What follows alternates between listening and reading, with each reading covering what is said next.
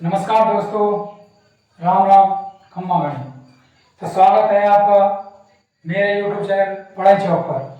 मैं आपका अपना भाई ओमेंद्र सिंह। तो आज मैं पढ़ाने वाला हूँ आपको हिंदी व्याकरण। उससे पहले आपको मैं हिंदी शब्द की उत्पत्ति कैसे हुई उसके बारे में बताऊंगा कि हिंदी शब्द कहाँ से आया। तो फारसी भाषा के से का उच्चारण है के रूप में होता है और ध का उच्चारण दे के रूप में होता है। तो जब मुसलमान सिंध में आए थे तो उन्होंने सिंध को हिंद कहा था और सिंध के पार वाले स्थान को हिंदुस्तान कहा था और यहाँ की भाषा को हिंदी भाषा कहा था।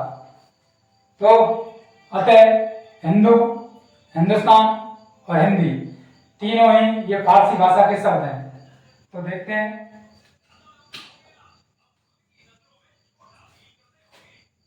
हिंदी व्याकरण।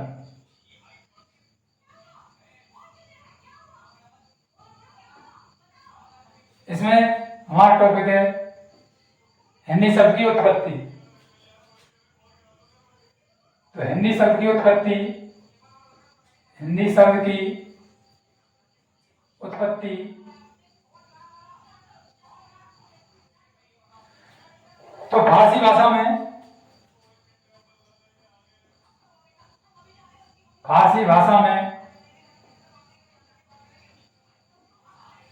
से का उच्चारण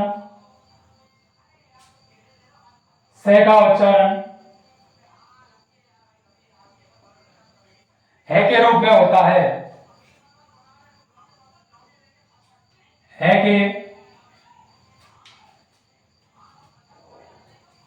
है के रूप में होता है और ध का उच्चारण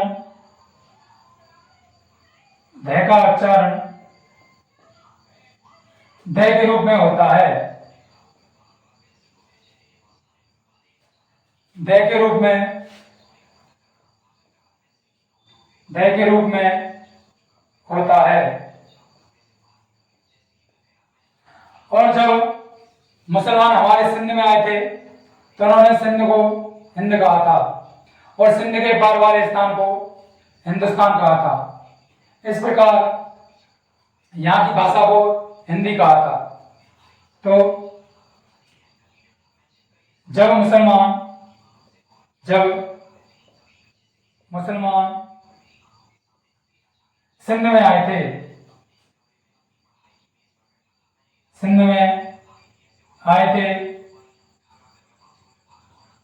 तो इस सिंध को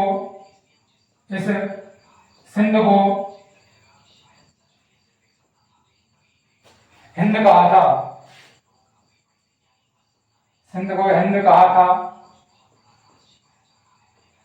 और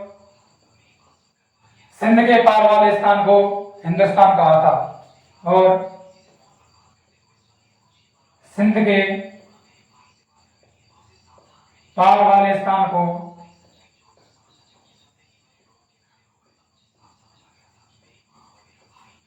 हिंदुस्तान कहा था।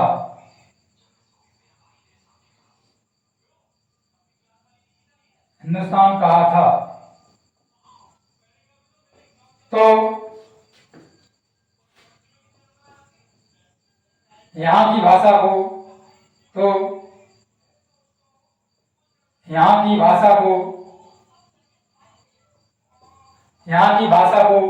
हिंदी कहा था। तो यहाँ से हिंदी शब्द की उत्पत्ति होती है। उसके बाद व्याकरण कहते किसे से हैं और उससे पहले अतः हिंदी, हिंद व हिंदुस्तान तीनों ही तीनों ही फारसी भाषा के शब्द हैं। तीनों ही फारसी भाषा के शब्द हैं।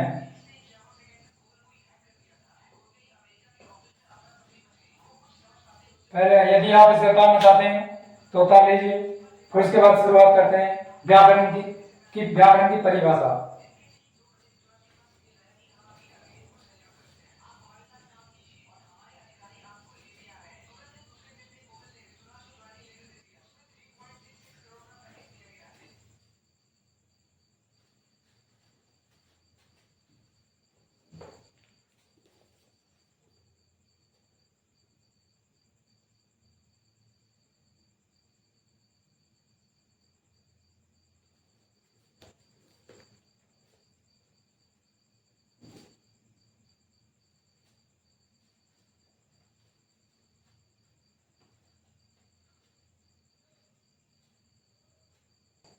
व्याकरण भाषा के परिष्कृत रूप को व्याकरण कहते हैं।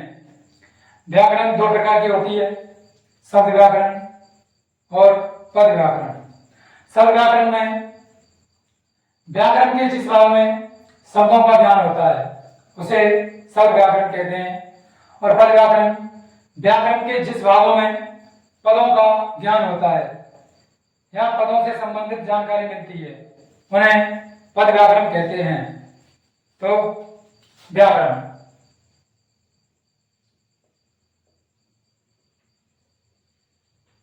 व्याकरण की परिभाषा है, भाषा के परिष्कृत रूप को व्याकरण कहते हैं। भाषा के परिष्कृत रूप को व्याकरण कहते हैं।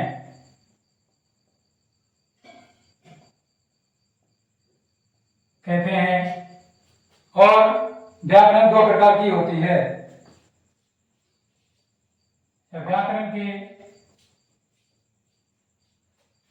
के दो प्रकार होते हैं।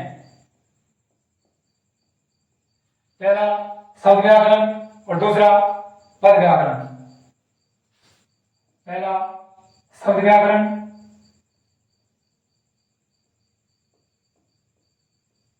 और दूसरा पद व्याकरण।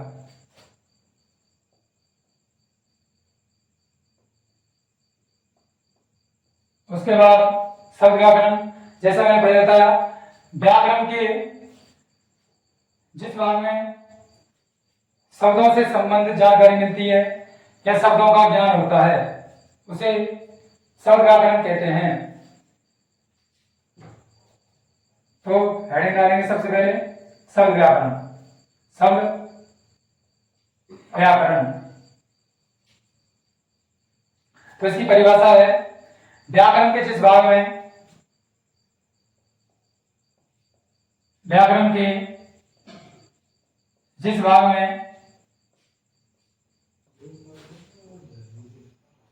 जिस भाग में शब्दों के बारे में जानकारी मिलती है, शब्दों के बारे में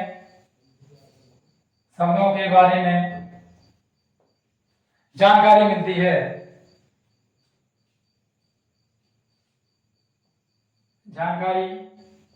है उसे शब्द व्याकरण कहते हैं।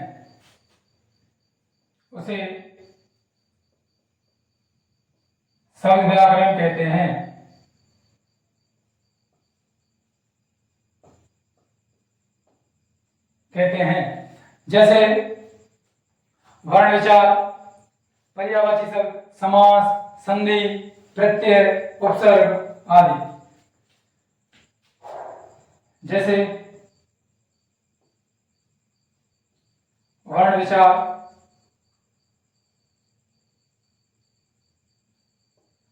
समास, संधि,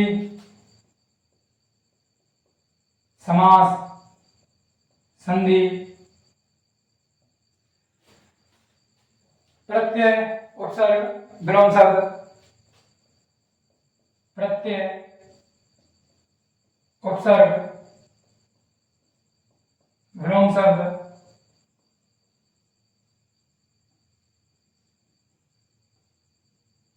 पर्यायवाची शब्द और तत्सम तद्भव तत्सम शब्द, तत्सम तद्भव, पर्यायवाची शब्द, पर्यायवाची शब्द,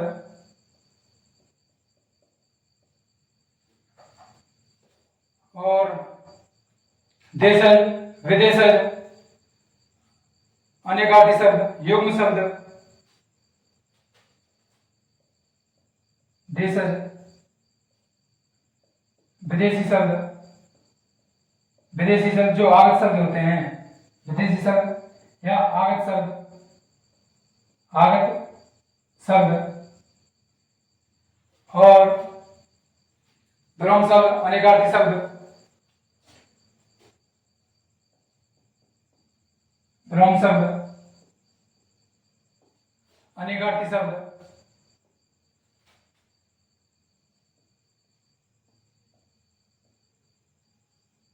अनेकार्थी शब्द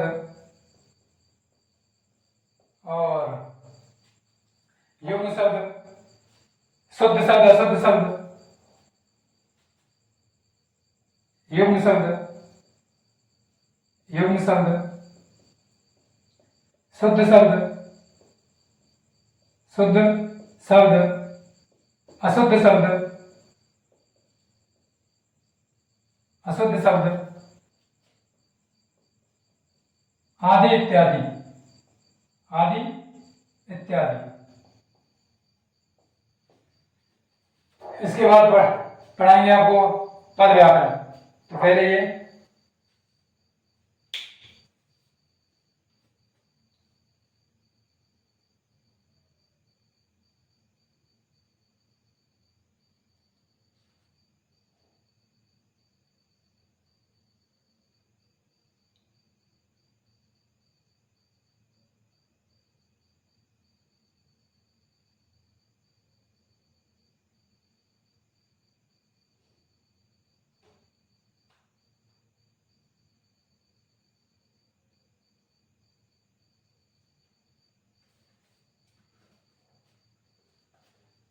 तो पद व्याकरण,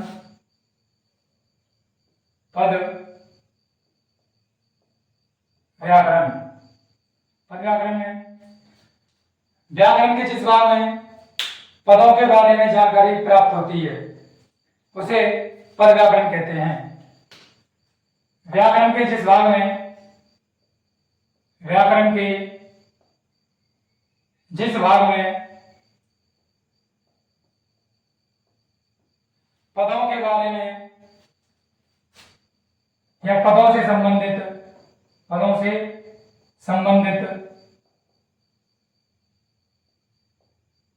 जानकारी प्राप्त होती है, जानकारी प्राप्त होती है, जानकारी प्राप्त होती है, उसे पद व्याकरण कहते हैं, उसे पद व्याकरण कहते हैं। पद व्याकरण में उदाहरण के लिए संज्ञा, सर्वनाम, क्रिया, विशेषण, अव्यय, काल, वाच्य, शुद्ध वाक्य, अशुद्ध वाक्य, पहले वाले में जो शुद्ध अशुद्ध दिखाए थे वो शब्द थे और इस बार ये वाक्य हैं, और मुहावरे, लोकोक्ति, विराम चिन्ह आदि। जैसे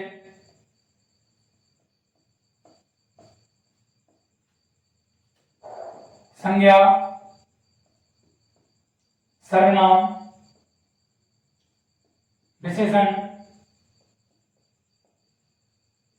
क्रिया,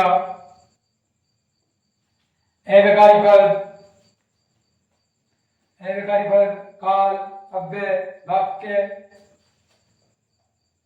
काल अव्यय वाच्य और प्रसर्ग प्रसर्ग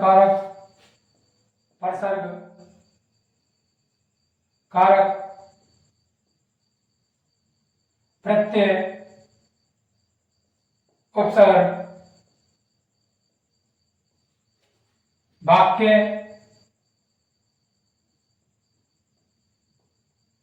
शुद्ध और अशुद्ध ध्यान में यहाँ पे पहले भी मैंने शुद्ध और अशुद्ध लिखाया था, परंतु वो शब्द थे। पद व्याकरण में ये वाक्य हैं और इसके अलावा पक्ष वृत्ति, इसके अलावा पक्ष वृत्ति और आपका रेलगाड़ी पद या अव्यय पद बोल लो ने, और लोकोक्ति, मुहावरे, विराम चिन्ह, लोकोक्ति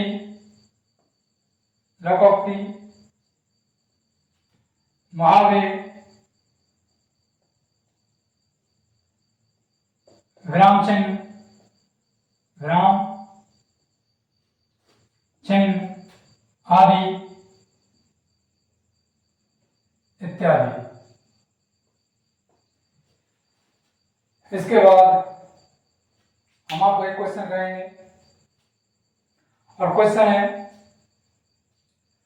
पद व्याकरण का उदाहरण नहीं है। एक क्वेश्चन है पद व्याकरण का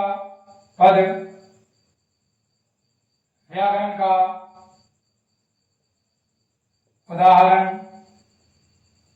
नहीं है। ऑप्शन है इसके लिए संज्ञा, सर्वनाम, संधि, काल। ऑप्शन है इसके लिए संज्ञा, सर्वनाम,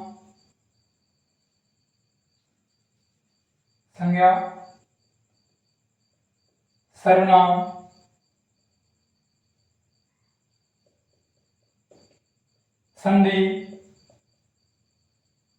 और काल। तो उत्तर बताइए कि पद व्याकरण का उदाहरण नहीं है संज्ञा, सर्वनाम, संधि और काल।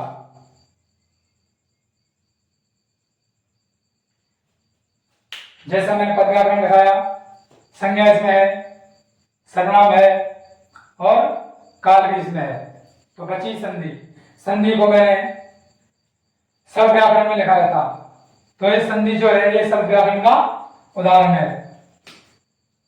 तो इस प्रश्न में पद व्याकरण का उदाहरण नहीं है, वो है संधि। इसका सही उत्तर होगा संधि। तो आज के लिए इतना ही। यदि आपको हमारी वीडियो पसंद आई तो उसको लाइक करें, शेयर करें और सब्सक्राइब करें और बेल आइकन को जरूर दबाएं।